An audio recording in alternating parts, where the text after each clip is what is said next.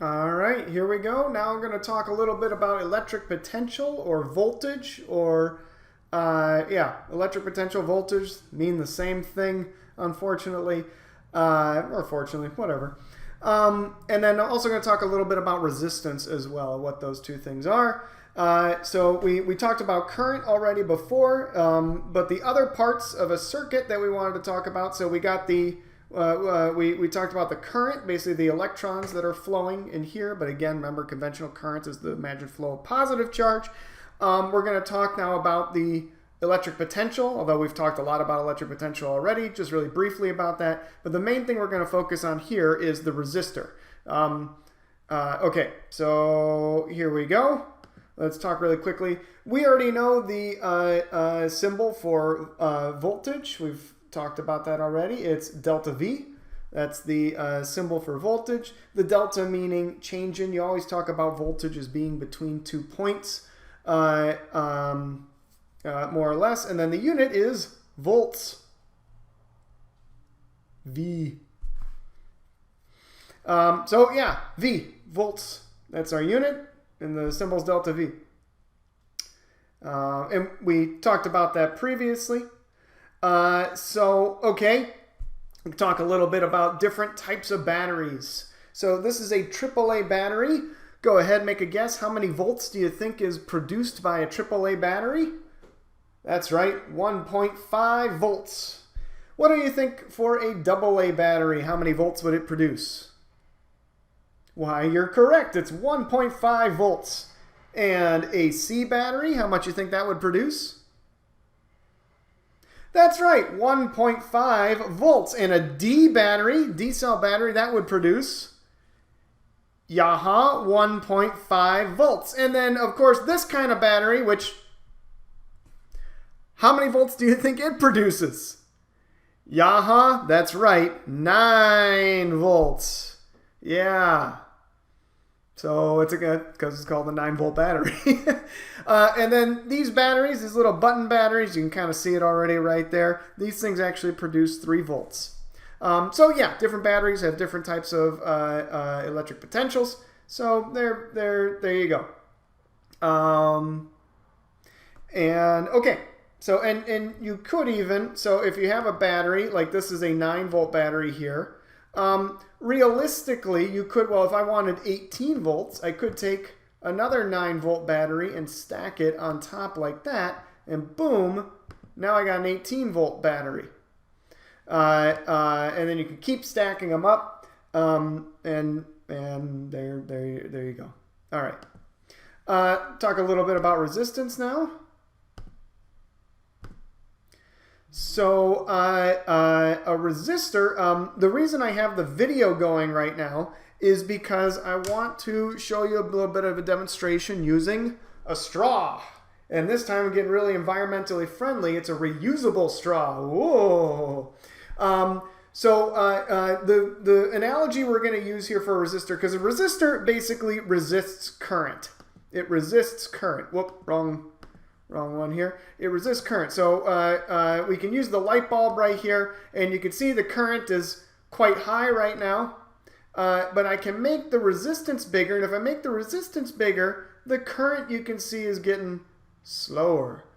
And then if I weaken my resistor, the current goes faster. So yeah, a resistor resists current. Sometimes that resistance is used to produce things like light or do useful work of some sort. Other times that resistor, like one of these things right here, is simply used to control current. So this resistor is to control current in some way.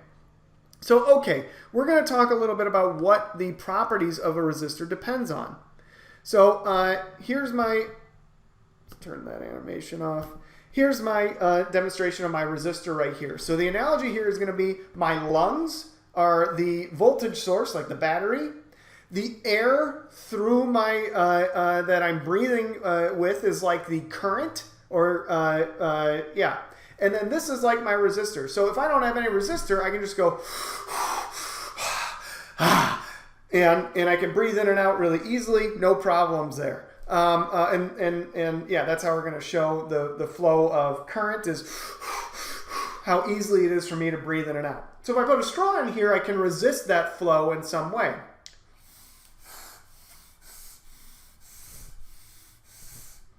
Still able to breathe pretty well, but there's definitely some resistance going on there. I can't do it as much. So what do you think would happen if I changed the length of this? What do you think would happen if I made one big giant straw out of 3 different straws? So that's what I'm going to do here. So I've increased the length here. I've increased the length. What do you think would happen to the resistance? Is that going to, or what do you think is going to happen to the current?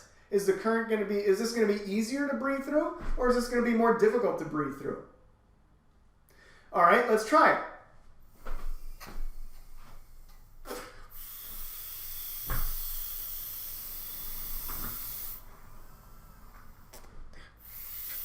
It is definitely more difficult to breathe through. So as the length increases, what happens to the resistance? Yeah, as the length increases, so as the length gets bigger, the resistance is getting bigger, and that's direct proportionality. So the length is directly proportional to the resistance.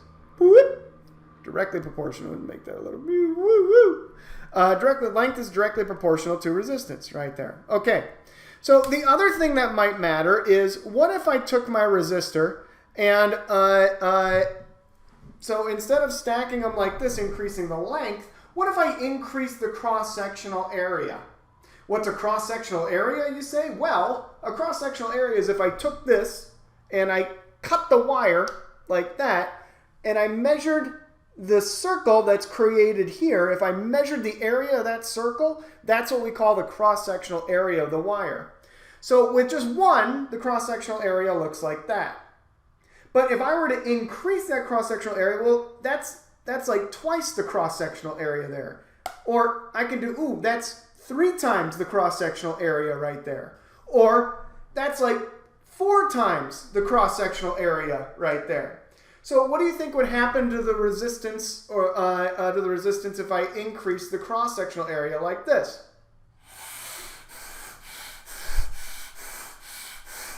Compare that to 1.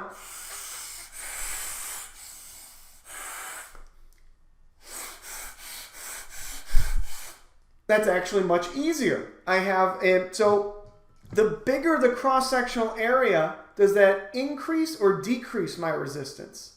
Yeah, that's going to decrease the resistance, and that's an inverse relationship there. So the bigger the cross-sectional area gets, the lower the resistance, and that shows the inverse relationship right there.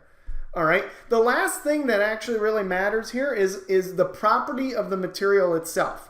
So as you guys know, right, something like we got insulators and conductors. So a wire is a really poor resistor, while something like, I don't know, air or wood would be like a really good resistor.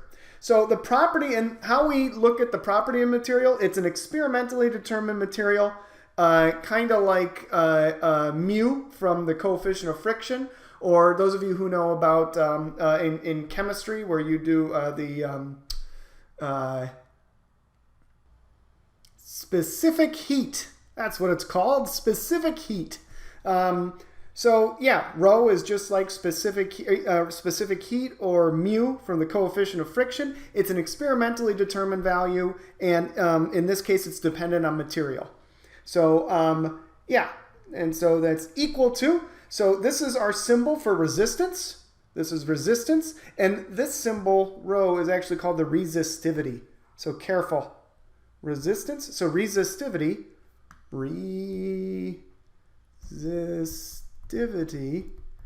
is material dependent and is experimentally determined, where resistance is that quantity that resists current in a circuit.